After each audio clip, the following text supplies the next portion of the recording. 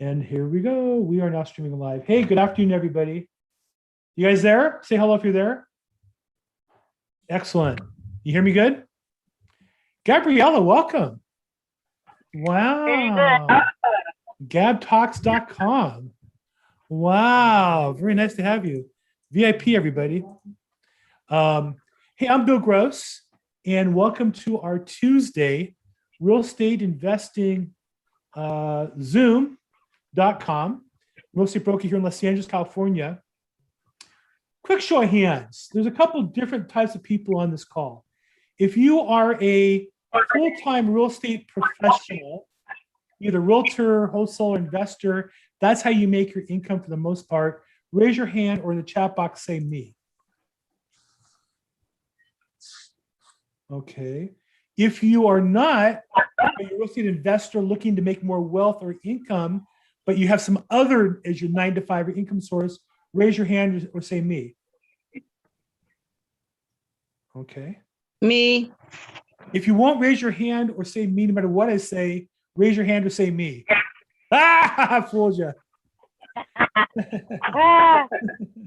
So the reason I ask is, obviously I'm a real estate broker. My 9 to 5, my main income source is helping people buy and sell property.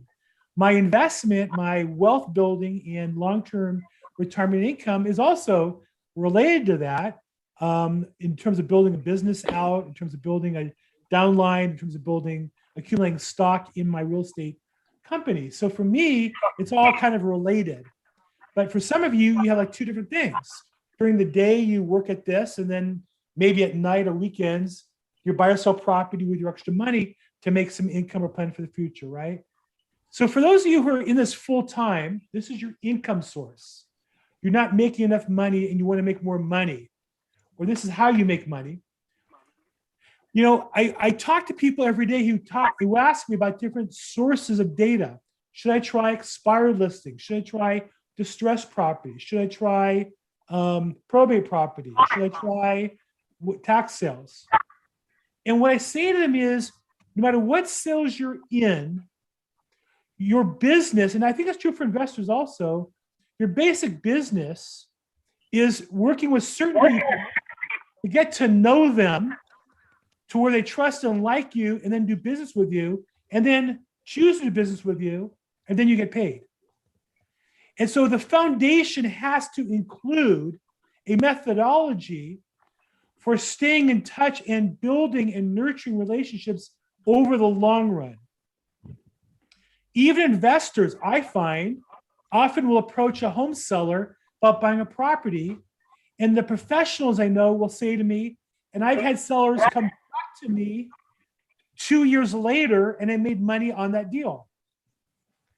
And so I think it's incumbent on everybody. The foundation of everybody's business is how do you communicate with the people who already know you, like you, and trust you, so that when they want to buy or sell property or are ready to choose to do business with you, are ready to do business with you.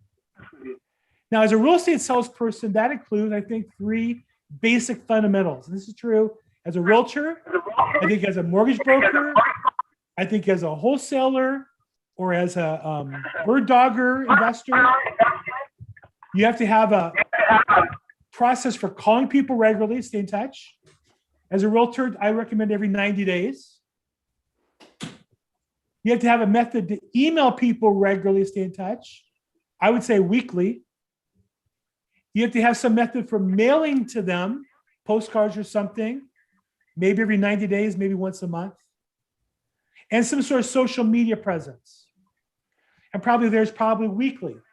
And yes, people who are going to see you, some won't like you and will unsubscribe. But again, you want to stay in touch with those people that do like you. That's the goal. We're never going to trick people who don't like us to do business with us, despite that we're on Facebook or YouTube or whatever. It's the opposite. We want to stay in touch with people who do like us on Facebook or YouTube. So when they want to buy or sell property or whatever it is, the service that you're working on, they already know, like you, and know where to reach you. And there's more of a relationship forward to do business with you. Make sense? So I think that's true whether you are a real estate professional. Okay, hold on one second. I'm getting some. Kanisha, I get you to. I'm going to mute you because then feedback in my ear. I'm sure it's driving other people crazy too.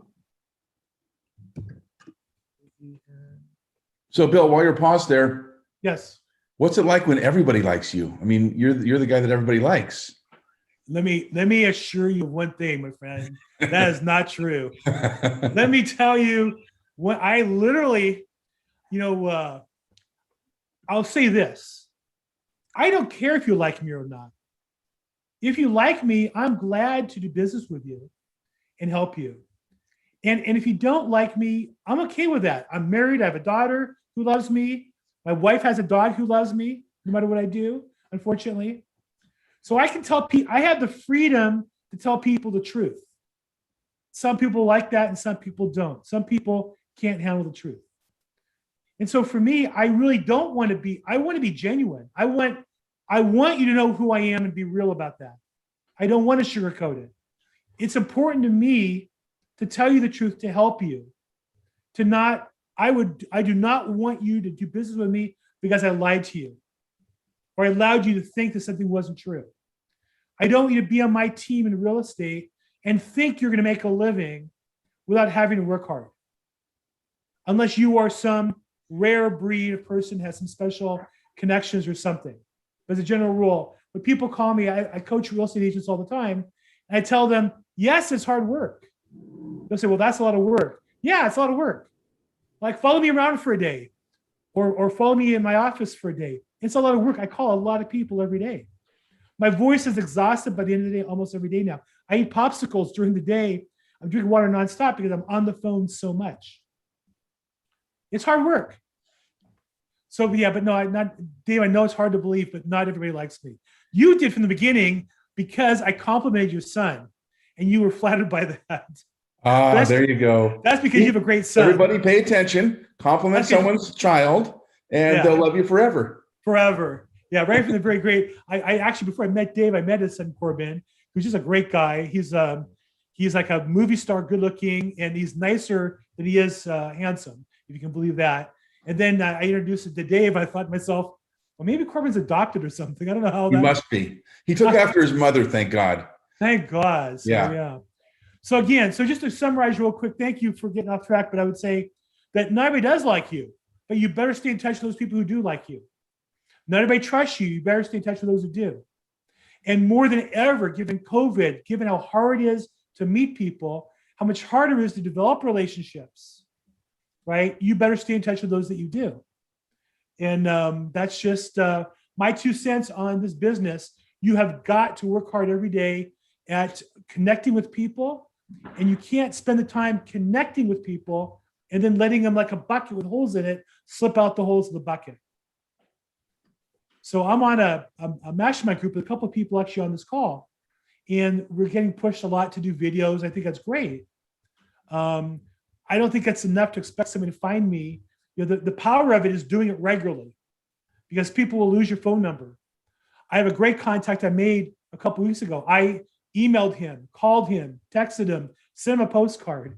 He calls me today. He wants to send me a deal, but he doesn't have an email address. So I texted to him.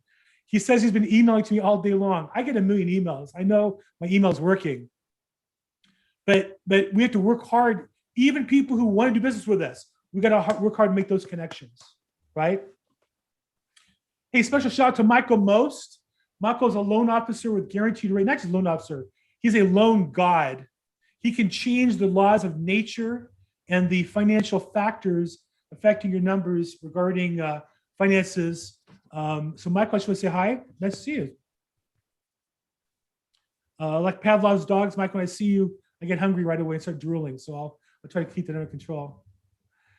Michael is an expert in fine kosher meats, and in particular cured meat sausages.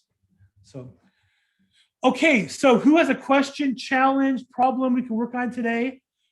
You know that, as I always say, if you don't have problems, you're not working hard enough. Nicole, still choosing what I want to be when I grow up. I think, Nicole, I think you want to be a roller skater, a professional roller skater, if I would suggest a profession for somebody. Who's got a question, problem, or challenge we can help today? No? So I've been watching on YouTube. I'm really big on putting positive stuff in.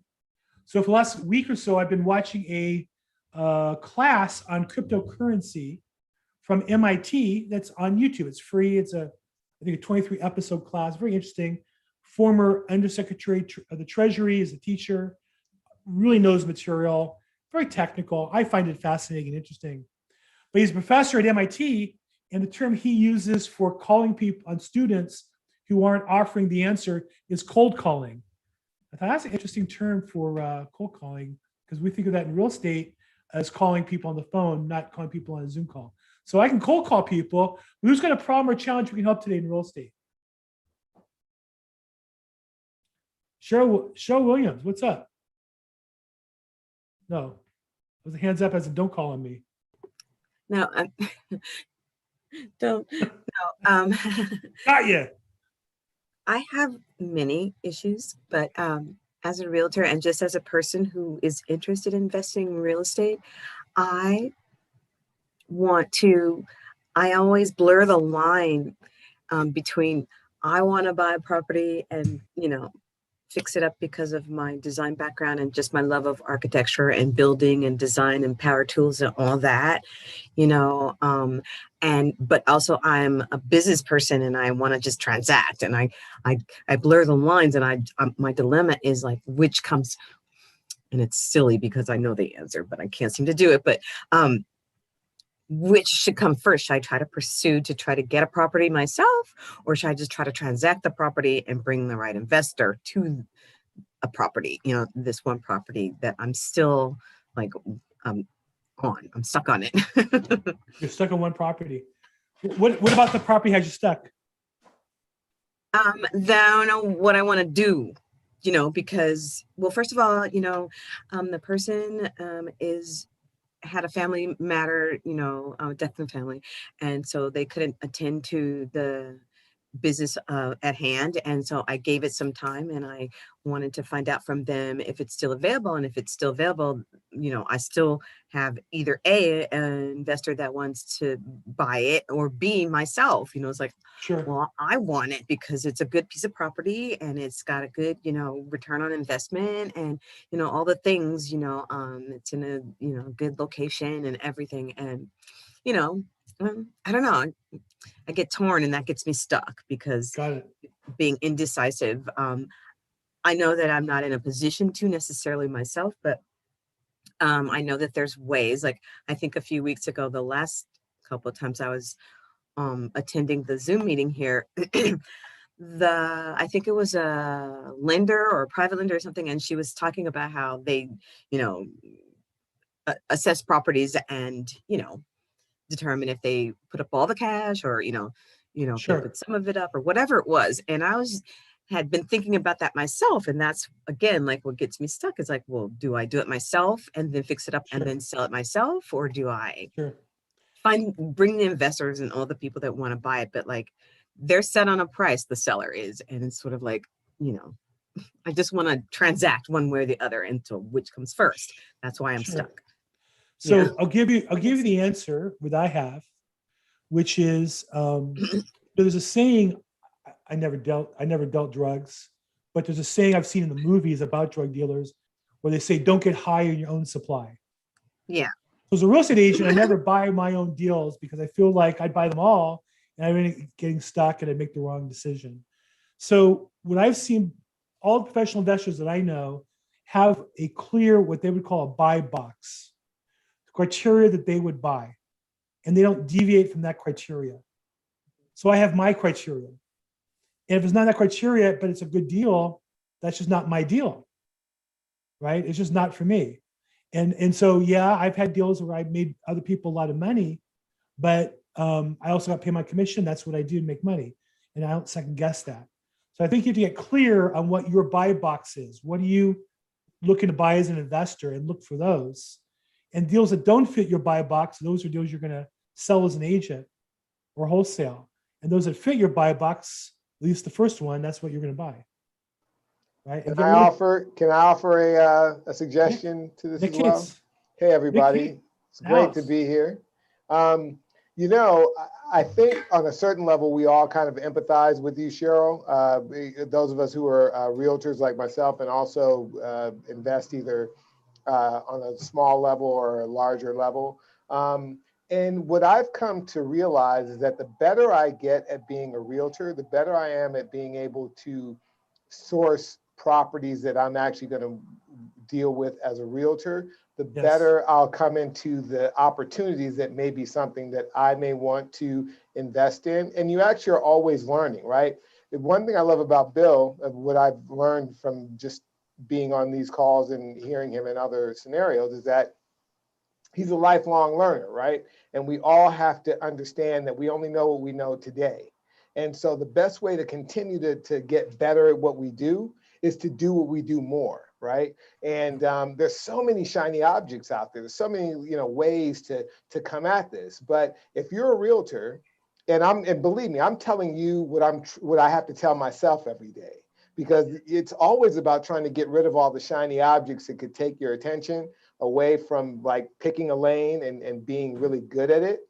I think if we become better realtors every day, those of us who are realtors or lenders or whatever, we will come in the way of opportunity that will lead us in a secondary, option other than just doing the real estate thing. So I just think that would be my recommendation. And believe me, it's what I have to tell myself all the time.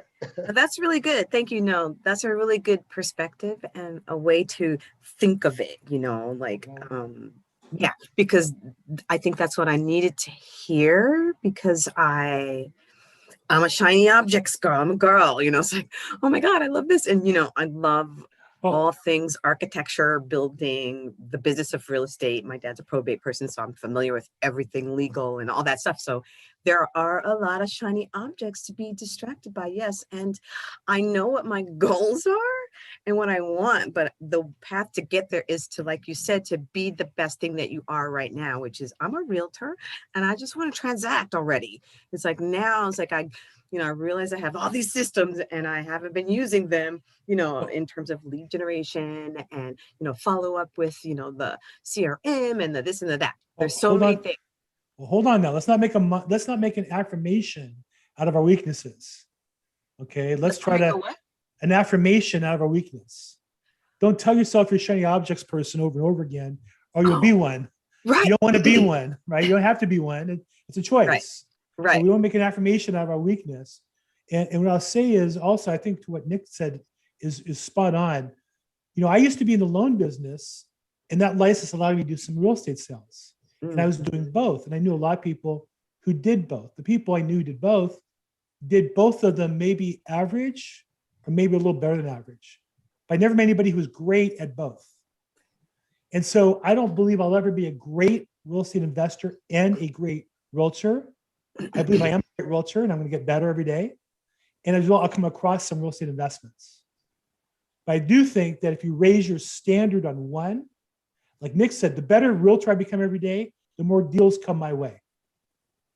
I have a great developer who has a bunch of deals he's showing me right now. I have a meeting on tomorrow morning with another investor, look at some deals.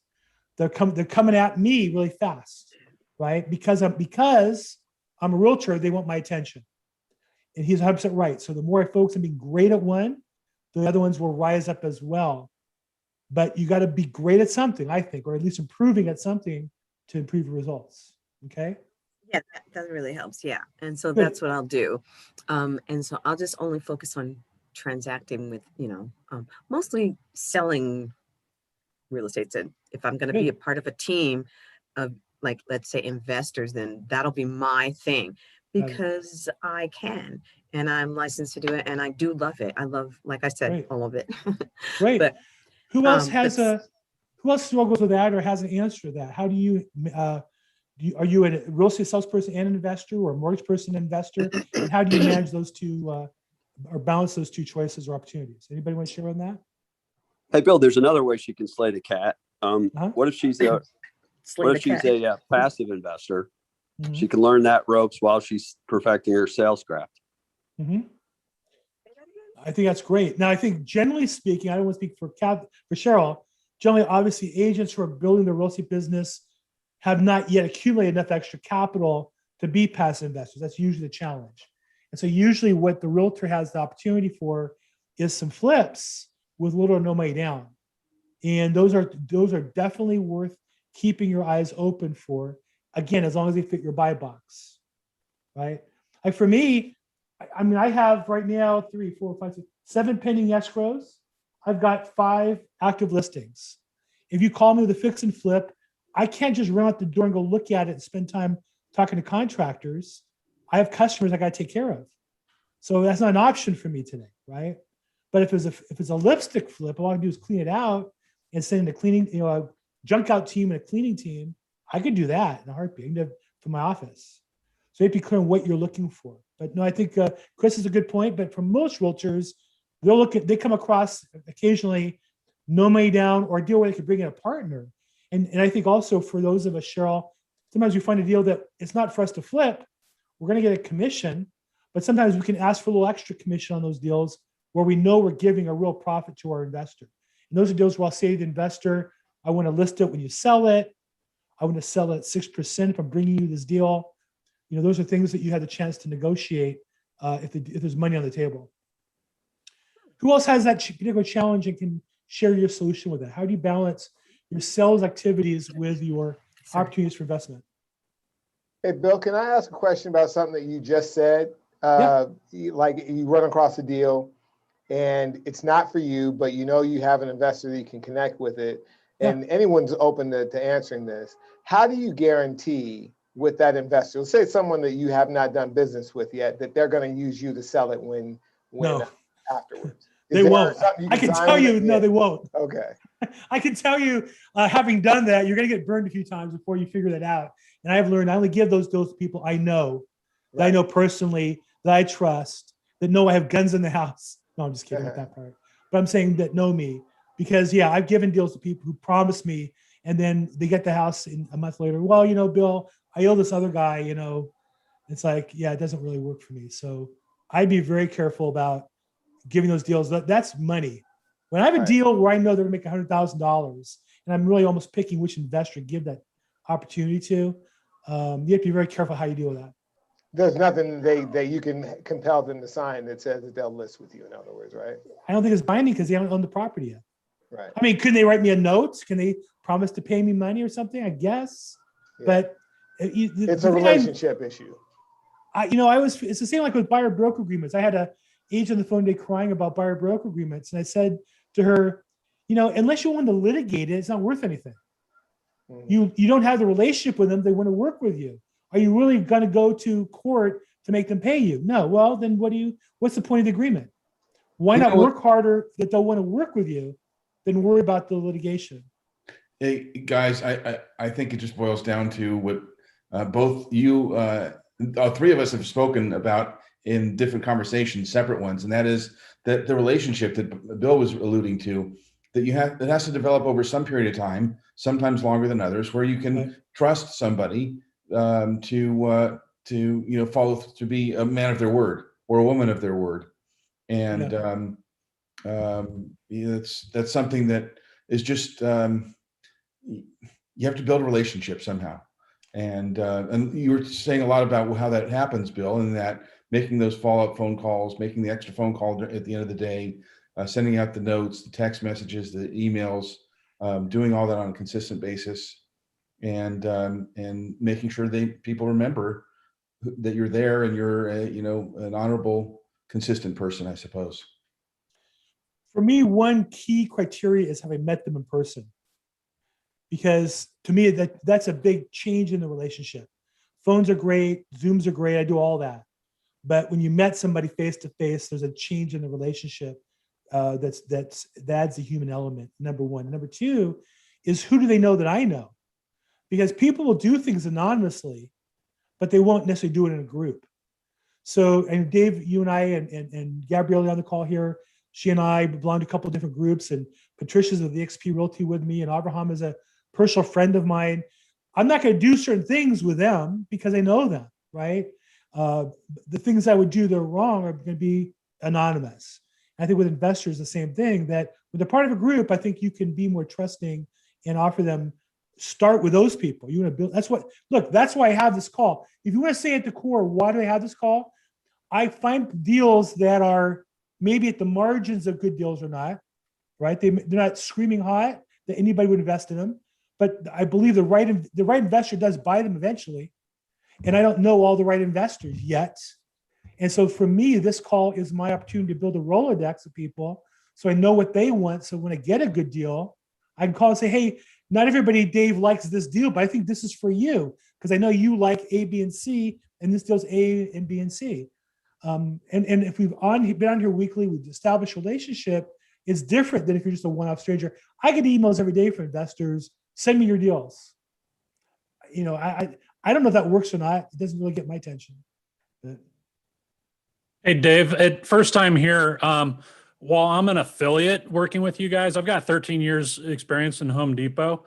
My experience is, in addition to knowing somebody, shaking their hand, looking them in the eye, is how do you problem solve with them? I've found as an affiliate, if you fix a problem, how you handle yourself in the weeds speaks volumes. There are people that, you know, hey, Sean, how's it going? High five and slap my back, and I'm their best bud. But when I've got a problem, they're ghosts. Right. So therefore, my money goes to the guy that I know is going to fix my problem. Yeah. That's a good point. You know what? It's like a lot of that stuff is very similar in all different facets of life. I have many friends. I have a few that I consider really close friends, one or two that I call my best friends. And my two best friends were the only people in my entire circle who showed up when my parents passed away. I mean, wow. one of them was met at my mother's house when my father passed away, within hours of finding out about it, within hours of me finding out about it. And those are the kinds of, you hit the nail on the head, I think. You know, people where those people that you have a chance to be there for whatever purpose it is, not just when someone passes away, but, you know, anything in life, in business, you can help them build. You talk about this all the time, you know, help people, and you've helped me, and you know how I feel about that. And so you help someone else solve a problem, they're going to remember you and appreciate that. And it also might make you feel good about yourself too. That's kind of fun too. Just that part alone. I mean, I think you also, you know, like anything in a relationship, you want to set up some ground rules, expectations. You know, I know as a listing agent or just an agent in general opening escrow, I'm always nervous when it's an escrow company who I don't know. And if I'm having a leverage in the deal, when the listing agent forces us to use their escrow company, it often is a bad experience for my client. I don't care what it is for me, it's bad for my client. And that's a problem. And so I try to take whatever leverage I can, keep it in my hand, and call them and introduce myself and try and negotiate. Hey, I'm here to help get this job done. Tell me about yourself. And I did that recently in a deal, and it was great. The escrow officer turned out to be really supportive to my client, the buyer. And so it's hard making new relationships, to Nick's point, that they're not going to disappear when times get tough. It's very hard. Investors as well. It's very hard to get people to take responsibility for their decisions and actions. But we started talking about investors. How do you decide to give deals to? Again, you know, having clear ground rules up front, expectations up front. I'm meeting tomorrow with some people. I'm bringing them an outline of what I expect. And I'm asking them what they expect of me and making sure I hit that mark. So it's about setting up ground rules in the beginning. Look, I don't like to do this, but to meet these people on this one deal I have, the only time we can meet, I have swim practice in the morning. I'm going right from swim practice to meet them for coffee, smelling like chlorine because there's no locker room available to shower after swim practice. But that's the only time we can meet tomorrow. And I called them up, and because I think meeting people is a key part of that. I would never just give a deal to an investor who promises me to list the property. Can I share something, Bill? Please, Gab. Hi, everybody. By the way, Sean is my guest, so I'm super happy he came. He does nice. Aerial photography and photography for real estate. So Bill, you know me. We've known each other for a couple of years now, and I'm stepping into a new area of real estate very recently. But for 4 years, I ran a business-to-business bookkeeping service, and probably 30% of my clients were involved in real estate, fix and flip, buy and hold, realtors, all manner of real estate. During those 4 years, I think Jack's heard me say this before. During those 4 years, 90% of my business came to me by over 30 different referral partners. And most of them I didn't know before I started the business. And the ones I did were former employers, former coworkers. And I even had somebody who had been a client and left because his wife's business was going to pay for their bookkeeping and sent referrals to me. So in the bookkeeping space, really, really, really, really high trust industry. We didn't do taxes. And in order to generate that level of referral over 150 clients, you have to have trust. And the way to have trust is all of the things that Bill's talking about, staying in front of your clients, making sure that the people that are sending the referrals to you know that you're not going to spoil their name for sending people to you. And, you know, sending them cards and sending phone calls and taking them out for coffee and other ways of just making sure that there's that back and forth trust is massive. That's how you generate referrals. You know, so imagine a very, very high trust industry. I think real estate is probably almost as high trust because the volume of dollars going back and forth. You have to know that, like you said earlier, that person's not going to stab you in the back. Well said, Gabriella. It's about establishing trust. Very well said. Now, I think we often, as salespeople, whether you're an investor, wholesaler, or real estate agent, think the deal is what's right in front of us at that moment. And when I go back on my career, most deals took a year or two on average to come to fruition. There were the deals that came together right away, but most deals take some time. And one of the great ways of sales to build trust is to act from the beginning as though they're your client, right? When I go to somebody's house and tell them I can sell their house, if I don't send them an email the next day thanking them, if I don't call them the next day thanking them, why would they think I'm going to call the buyer's agent to follow up on the showing? Why would they think that I'm going to market their property if I don't market myself to them every week with an email or social media or whatever's appropriate? And so sometimes we have the opportunity to build trust. And I also would say we have a chance to build trust before the appointment. The trust building starts from the very first phone call. And so like when I meet somebody, often I'll set an appointment and I'll call them, I'll set the appointment, I send a calendar invite via email. I'll call or text the day before to confirm the appointment. I'll call or text the day afterwards to thank them for their time. So the whole process I set up on an appointment. So they see from the beginning, he takes my time seriously. So we all have that opportunity. If you're an investor and you want to be seen as important, or a wholesaler or a real estate agent, establish trust. One way is by doing what you say you're going to do. Another is to do even what you're not asked to do ahead of time. Right?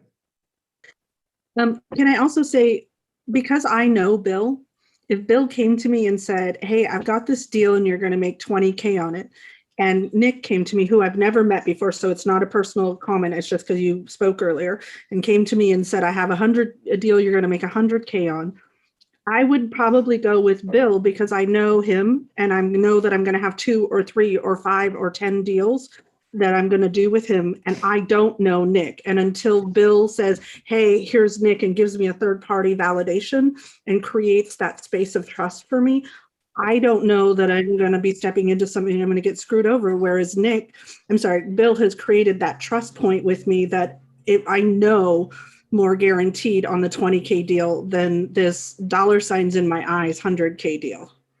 And I'm going to take you Nick's deal and tell you I can make you $80,000 and pocket 20. That's a better deal. And I don't mean to pick on Nick. It's just he was talking and I haven't met him yet. But Nick, you and I will get to know each other, and then I will take your 100K deal. Exactly. What did I do wrong? Yeah, but, well, you haven't reached out to Gabriella yet. She's there for the taking. So reach out to her. It also helps when we're on this forum and everyone is sharing what they have done.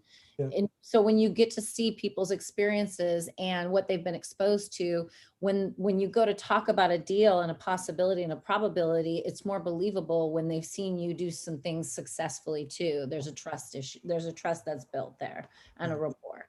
Yeah. Here's the exciting thing about doing what we do. You know, the vast majority of people that we're doing business with are not investors. They're not, you know, they don't know as much as what we know about the market. And we are in a very unique position to be able to hold their hand through a process. And to Bill's point about the very, very beginning of the process, that first phone call, text, email, whatever it's going to be. And we can very quickly inspire in them a feeling of trust just by our ability to provide information and value that's going to help them feel like they're doing business with someone who understands the nature of this very sometimes stressful, very, you know, whatever business that they're about to embark upon, whether they're a buyer or a seller. So that's a great, you know, way that I try to come at it from that standpoint, saying, hey, I'm not going to act like I know everything, but I am certainly going to make them feel like everything that I do know, I'm going to put into effect for the purposes of your benefit. Excellent. Okay. 100% agree. If I'm talking too much, just slap me down. But I was a couple minutes late because I was with a realtor that had a landlocked property that nobody had access to, but I was able to fly it. And she had this property originally listed at 45. She's thinking about taking it to 37. In my research, the county thinks it's worth 65. At the end of the day, she looked me in the eye and said, hey, Sean, what would you list this property at? And I'm like, 65. I found water. I found power on a property that supposedly had neither. I also found a buildable pad. And to which I said, you can always come down, but once you say 35, no one's going to ever pay 65 unless you get a bidding war in this market. And she's like, okay. And that's because I've worked with her and she trusted me, you know? So, you know, that trust factor is amazing. And I don't know the math on what 65 is compared to 35, but I doubled her commission due to solid research that she didn't have, you know, and I showed her the photo. You only double it when she gets paid. Just a small detail. As a realtor who has some great listings, you don't get paid until close. But no, good point. And so did you do a drone of the land? Yeah, no, I flew over the property that we had no access, and then I droned it. Nice. But yeah, no, good point. Until you got cash in hand. I mean, I said, if somebody walks up to you right now and hands you a suitcase with 35 in it, take the suitcase. Yes. But if, you know, being realistic, someone hands me 35 grand for that property, take it because it's there. But if you're going to market it with new info, sell it for what the county thinks it's worth, because you're going to get taxed at what the county thinks it is. You know, it's fascinating when you do the data research on list prices. There's no question that the closer you list to the actual value, the more people will see the property. So if you list it too high, let's say if you list it at 65, let's imagine it's only worth 35. Buyers are looking at 35 to 38 to 30 aren't going to see the property. And you can, as you said, Sean, you can always lower the price at some point if you need to. And that's what I counsel customers to do. Lower it 5% a shot, and we'll get down. Eventually we'll meet the market. If you have time, we'll meet the market at some point. And we have to watch the data and watch the clicks and all those kinds of things. But it's interesting data. Zillow had the founders of Zillow wrote a book years ago, back when Zillow was a data-centric company. They're not today. Now they're just an advertising and real estate brokerage company. But back when they were data focused, they built their reputation that's so strong and endures today, as ill-deserved as it is in some regards. The book is the best reading I've seen in real estate. And they actually took the data on pricing of realtors' houses versus their customers. And they found that realtors would start higher and take longer to cut the price to find the market to meet the price. Now, as a realtor, I love when people price it aggressively. And if you have to sell it in a 30-day period, you have to price it right, or you're going to be in the market too long. But I do think I'm a contrarian in this. I think the data bears me out that you can always, if you have time, you can always reduce the price. It is very hard to raise it, if not impossible later, if you have the time. If you don't have the time, it's a different story. You always make sure you understand the goals of the customer. Not my goal is always to get paid, so it's not about me; it's about the customer. But good point, Sean. Anybody have any property? Hey, Bill. Yes, Kev. So I just want to make sure, if it was me, that it doesn't get lost in the chat. Sasha had a question about an entirely different problem he or she is having about getting a tenant out of the property. Oh, Sasha, how are you, Sasha? And not only that, Sasha's a doing well, thank you. On my team. Sasha, what's up, lady? Looking good. What is that? What's that bridge behind you? Where's that at? I think that's in Big Sur. I think that's the Big Sur. I don't know. I live out here, but I have never been over there. Sasha. I just seen it in the movie. Sasha. PCH. But yeah. You gotta learn that. But actually, Carlos was helping me with the tenants, and he actually said I should go health and safety eviction. Nice. So I think I'm gonna try that. Thank you, Carlos. Who's Carlos? Oh, Carlos Burnett. Yeah, Burnett. Yeah, you could go ahead and do that. I've had some success in New York where my properties are with cash for keys. But if there's any kind of semblance of illegal, use or illegal activity, the courts are accepting health and safety right now. Yeah. One of my colleagues just did one, and he was able to get the people out on health and safety, because that health and safety is not covered under the existing moratoriums right now. I just heard that with Gov Hutch today too. He said, the usuals are not being looked at right now until July 1st now. However, if it's an unsafe situation where there's criminal activity or damage, that is something pliable. They will help you proceed on. And health and safety includes too many people in the property. And so one of the things to always do, Jack's a real estate attorney, so I'm not going to speak the law, but from administrative point of view, I always encourage my clients to be aggressive within the law, and normally that allows you to inspect the property. Normally allows you to show the property with proper notice, written notice, advance notice, and such. And so what we do is we do that right away.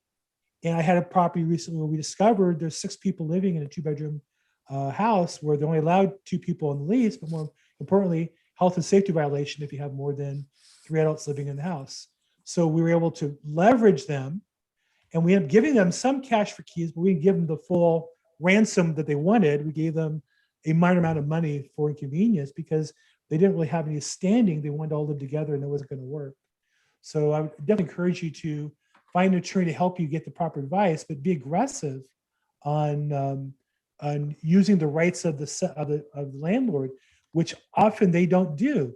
Posting your son in the property, the right to go in the property, it's written right in the lease. And if they violate your rights, that could be not necessarily cause a loan for eviction, but could be evidence in an eviction case. Good, thank you. Thank you so much for coming out. So Sasha, you got some stuff to work on. Yes, I do. And also I don't know if I told you that they changed the locks and they refused to let the owner in. And I know that that's, not legal. It's just a lot of stuff that's. Right. That's where you need an attorney who can help advise. But I've been in those cases where we just sent them a letter and just said, advise that's a violation of the lease. And they had, I think, the 3-day cure letter, and they had to either cure it in 3 days or face eviction over that. Technically speaking. So will the court allow that or not? It varies by county, but talk to an attorney who's familiar with unlawful detainer in your county. I will do that. Thank you. Thank you, Good. everybody. Yeah, you got to network with them. They're a good source of business and also good people to help. Who else has a problem? So Sasha, we didn't solve your problem, but we gave you some things to work on with it, right? Sasha's a probate expert in Monterey County. Yes, Monterey County. I'm sorry, no, it's beautiful Monterey County. Okay, very good.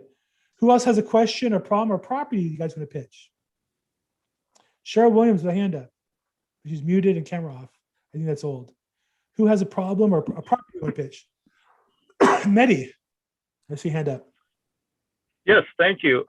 Question was, I wanted to see about if anybody has any recommendations as far as like contract details that would be helpful between a property owner and a tenant, just in regards to what's currently going on with the moratorium and stuff. Like, would there be, aside from obviously, doing the due diligence with the tenant and income verification, et cetera, would there be any details in the contract that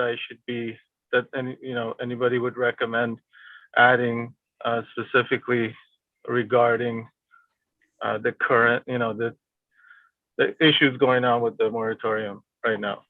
What type of contract are you contemplating writing? Lease contract. Okay. And just for a residential rental. Are you using car forms? Your realtor? Yes, a realtor. Yeah. So I think you'll find in the car forms they have COVID addendums. They're applicable they'll help you out. Got it. Yeah. Thank you for that. Choose which of the scenarios you and your tenant are agreeing to, but the purchase one is very good, depending on the transaction. The lease one, I think, frankly, if you're not showing the property, you're talking about writing the lease. I think it's the same lease agreement. I don't think there's any change. Exactly. Showing the property is the different. lease contract. Yeah, I don't think there's anything different. Frankly, the moratorium doesn't really affect the lease contracts. Theoretically, we'll be out from underneath all this, before your lease is up. Theoretically speaking. That was Good. great. Thank you. Sure. Who else has a problem, challenge, or issue we can work on today? I actually have a project I can share. Dave Weinerman. Surprise, I have a project. What do you know? Huh? How about that? That's your job. Pardon me? That's your job. Exactly. I better have something to share. Yeah. So real briefly, we got it's actually a little bit unusual for us. It's a condominium in a complex. We typically do either single or multifamily homes. This one is a relatively short-term project. We're projecting a minimum of 20% annualized return.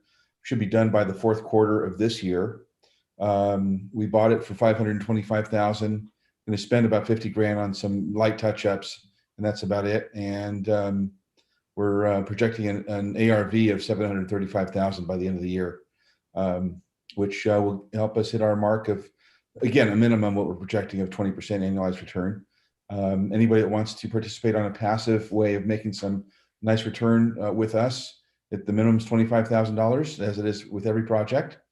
And we'd be happy to have someone take a little test drive with us if you'd have any interest, and maybe look at some other bigger projects as we move forward. Thank you, Bill. And sure. And so your contact info is in the chat box. It is, yes. Dave Weinerman, 805-573-3283.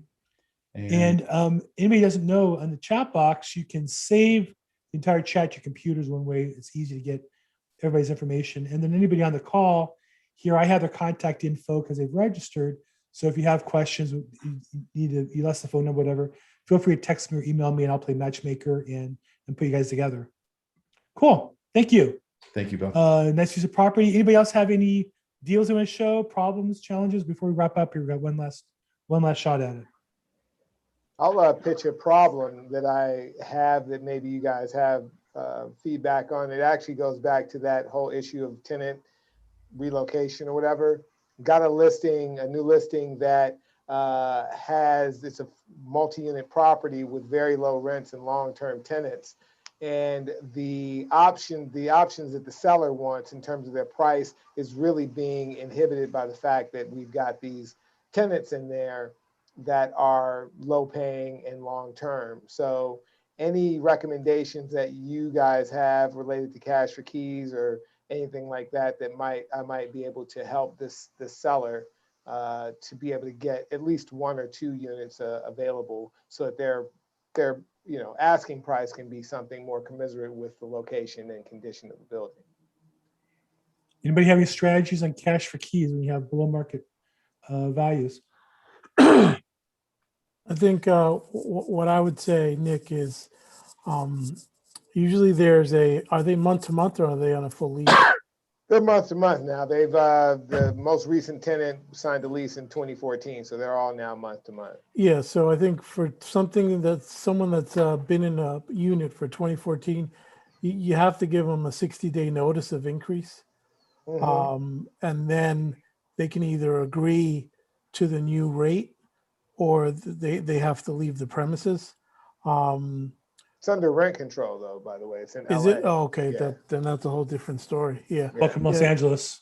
Yeah. Because where I am, based upon the length, if it's a month to month and the length of time that they've been in there, you just have to issue a 60-day notice. Because I do that. I buy a lot of multifamilies where, the rents are below market because that's an opportunity for me to increase them. And I just issue that notice once I close on them. But I wouldn't be able to give you the right guidance on rent control. Right. Not for Nick, but for everybody else on the call or new people, what you have to understand is there are certain people have certain rights, and even though they're tenants, you can't just get rid of them. And I get phone calls from realtors all the time. Well, can I just get rid of the tenant? They're paying below market. Well, it's not that easy. There's a lot of rights that go to tenants, particularly during COVID, particularly given the current restrictions. And so sometimes you have a property. I had a property in Santa Monica on 4th Street where the property without the tenant would have been worth about $800,000. But we had this tenant there who had been there so long, it had started so young, his rent was so low, we couldn't sell the property for $400,000. And I had people calling me, well, can I just, can I get rid of him? Can I pay to get rid of him? Well, if we could, we would do that already. And so there are properties where the value of the property is less than it otherwise would be by hundreds of thousands of dollars. If you multiply that by a building, you can see why you have blighted neighborhoods, because you have properties that would be worth $8 million, but because of rent control, they're only worth, let's say, $4 million. Now, there are people who have, systems and strategies for getting these people out, negotiating cash for keys. And I had a friend who did that. He was an attorney, smart guy, very humble, spoke Spanish, former Marine, confident physically to go in these lower income areas.